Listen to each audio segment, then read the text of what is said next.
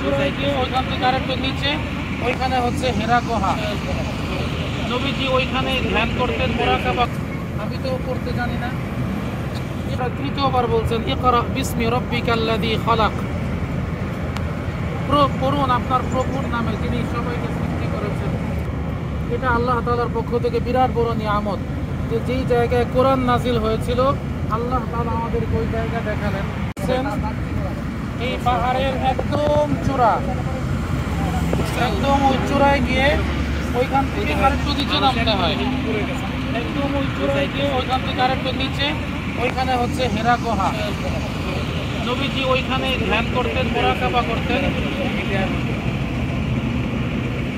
ওই মুরাকাবা চলাকালীন ওই সময় যখন কোরআন নাজিল হয়, জিবরাইল আলাইহিস সালাম প্রথম ওহী নিয়ে আসেন।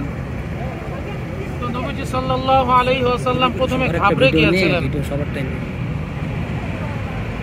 কারণ জিবরাইল আলাইহিস সালামকে আগে কখনো দেখেন নাই। তো নবীজি প্রথমে ঘাবড়ে গিয়েছেন।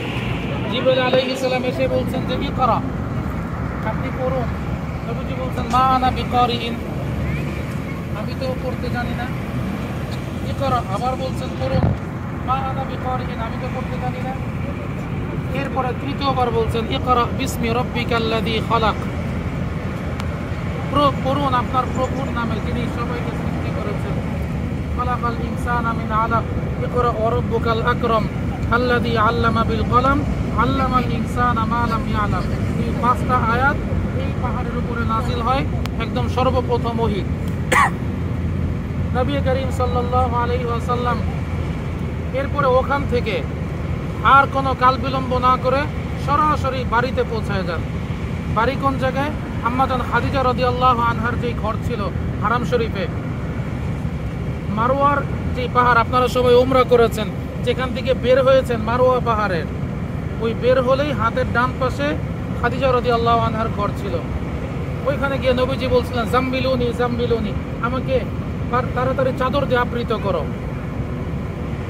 তো আমরা ওই জায়গায় আসলাম, ওই পাহাড় দেখলাম। এটা আল্লাহ তাআলার পক্ষ থেকে বিরাট বড় নিয়ামত যে যেই জায়গায় কোরআন নাজিল হয়েছিল আল্লাহ তাআলা আমাদেরকে ওই জায়গা দেখালেন। এই পাহাড়ের উপরে উঠা যায়, কিন্তু এই জিয়ারার মধ্যে ওঠার সুযোগ নাই।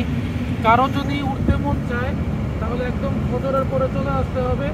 ফজরের পরে আসবেন, পর্যাপ্ত পরিমাণ পানি, শুকনো খাবার নিয়ে। এখানে উঠতে প্রায় দেড় ঘন্টার মতো লেগে যাবে এখানে। তবে একটা নতুন পদ্ধতি সৌদি সরকার করেছে কেবিল কারের। এই কেবিল কারটা কিছুদিন হলো চালু হয়েছে, কিন্তু এটার জন্য পারমিট লাগে আলাদা।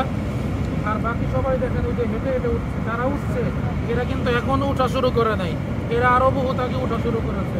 এখান থেকে মনে হচ্ছে খুব নিচে, কিন্তু এটা ঘুরে ঘুরে ঘুরে ঘুরে একদম উপরে গিয়ে তারপর আবার একটু নিচে নামতে হবে। ওই জায়গায় হচ্ছে হেরা গুহা।